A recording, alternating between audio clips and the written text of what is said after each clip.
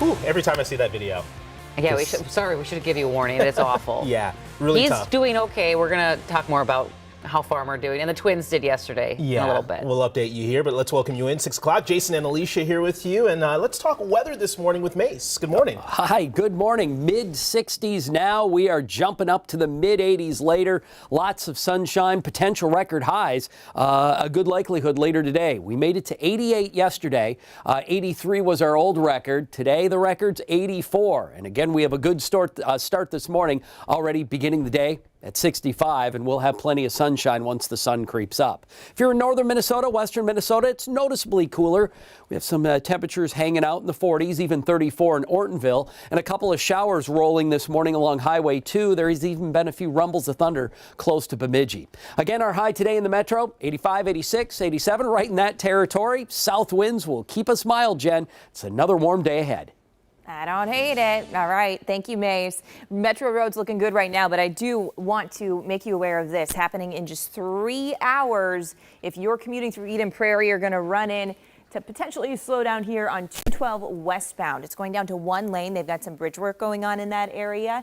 9 a.m.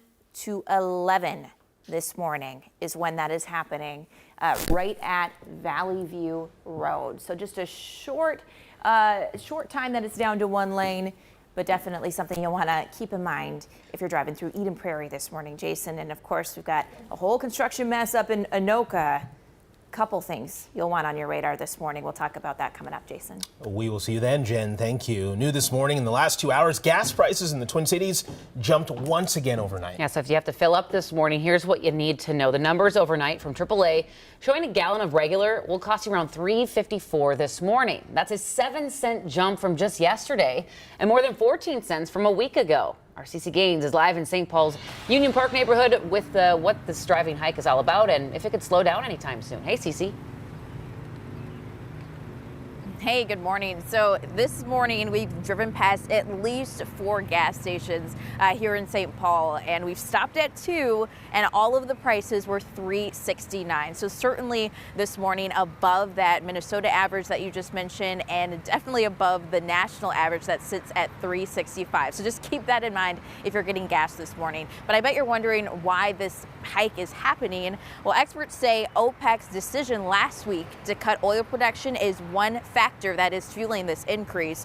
Oil prices are now up over 20% from where they were a month ago. Another factor, we're doing a seasonal transition to more expensive summer gas. And then the demand for gas is also increasing those prices too. More people are getting out. It's warmer outside. Luckily, though, we're sitting pretty compared to this time last year. The average price in Minneapolis, St. Paul last year was $3.87. So we're still over 40 cents a gallon cheaper. And last year, prices were inching down slightly before they jumped significantly in May and June. That's when average gas prices shot up to close to $5 a gallon, a trend that I'm hopeful we can avoid this year. Okay, CC, so we know why gas prices are going up. Do we have any idea of when these prices will actually start to go back down?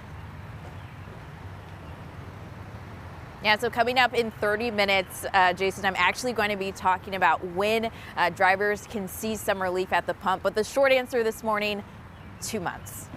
All right, 2 months. Just got to stick it out here. CC Gaines reporting live for us this morning. Thank you. Yeah. Well, this morning, we're digging into new economic numbers and how they'll impact your money. So take a look at this. Inflation dropped to 5% year over year in March.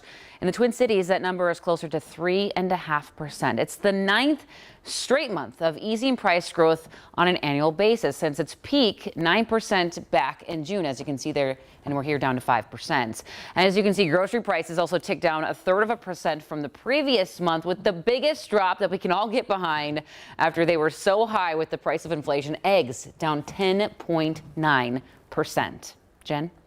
Yeah, Jen here at the live desk, and we continue to follow this developing news overnight out of Fort Lauderdale, Florida. Massive flooding there, and the situation, it's impacting the Twin Cities too. We want to show you, though, these incredible images. This is downtown Fort Lauderdale. Do you see right in the middle of that video? That is a person on a bike. The water, the flooding goes up to, almost the seat of the bicycle there. The cars are stuck, you can see. We've got more images we want to show you now. This one, right outside a condo building in Fort Lauderdale. Just abandoned cars in that intersection. There was this system overnight that just kind of sat over Fort Lauderdale. It brought almost 20 inches, I believe, of rain just dumped on that area, which is why they're running into massive problems at the airport. Look, that is a plane at the Fort Lauderdale Hollywood International Airport that is going through water there. The airport, understandably, is closed, shut down because of all the flooding they're seeing there until at least noon today. That's going to be impacting flights, including to the Twin Cities. We said this is impacting the Twin Cities, and this is how all flights to Fort Lauderdale from MSP canceled again until at least noon today because of that incredible flooding they're seeing. Of course, we're going to keep monitoring that and the flight situation. We'll let you know if anything changes. All right. Alicia? Jen, thanks. Yeah, for sure. Check your flight status this morning. Well, in just a few hours from now, rescuers will be back at the St. Croix River looking for DeAndre Sandvig. Sandvig fell 50 feet into the river while hiking the cliffs in Taylor's Falls on Tuesday. In the last 2 hours, we called Chisago County Sheriff's Department to try to get an exact time on when the search will happen, and that's still unclear at this moment. They did say, however, the search may be called off after today's efforts because of river conditions. Rescue crews tell us the river is running very fast and there's a lot of debris in the water, making it dangerous. This morning marks 13 days since a Winona mom disappeared. We're now learning the father of her children, who's also the last known person to see her, says he had nothing to do with it. Adam Fravel and missing woman Maddie Kingsbury have 2 children together. His attorney says Fravel has been cooperating with police, but says he was asked not to help in the search. However, the BCA tells us they are not aware of anyone telling him that. Adam has been consistent with law enforcement from the first time he sat down with them that he didn't have anything to do with Maddie's disappearance. These are the mother of his 2 children, obviously. He wants her home safe. Meanwhile, Fravel is also fighting for custody of the kids. Right now, they are in child protection due to the possibility of, quote, exposure to criminal activity in the children's home. This weekend, officers Hunter Scheel and Emily Breidenbach will be laid to rest after being killed in the line of duty. Thousands of people came together last night in Cameron, paying tribute at a vigil for both of those officers. Our Devon Raming was there and shares more from the emotional evening. Saturday was one of the worst days of my life because I lost 2 friends. The tragic deaths of Officer Emily Breidenbach and Hunter Scheel during a traffic stop last weekend weigh heavy on those near and far, especially loved ones. Hunter is my cousin. Everyone still trying to process through the grief in their absence. Just not being able to wrap my head around why. While the question of why goes unanswered, friends, family, and supporters are finding strength in numbers. But it shows what a community can do and the love of a community. Thousands gathered at Wednesday night's candlelight vigil in Cameron, Wisconsin. Her father, you all don't know, is a retired police chief from Tech. And her goal was to follow her father's footsteps. And she was definitely on her way. Honoring the legacy both officers leave behind, knowing they died serving and protecting the communities they loved. Now, it is our responsibility to show them that we remember and support all those taking the watch from here. And we just learned last night, too, from those who spoke at the vigil. Officer Emily Breidenbach just got engaged last month. She was 32 years old.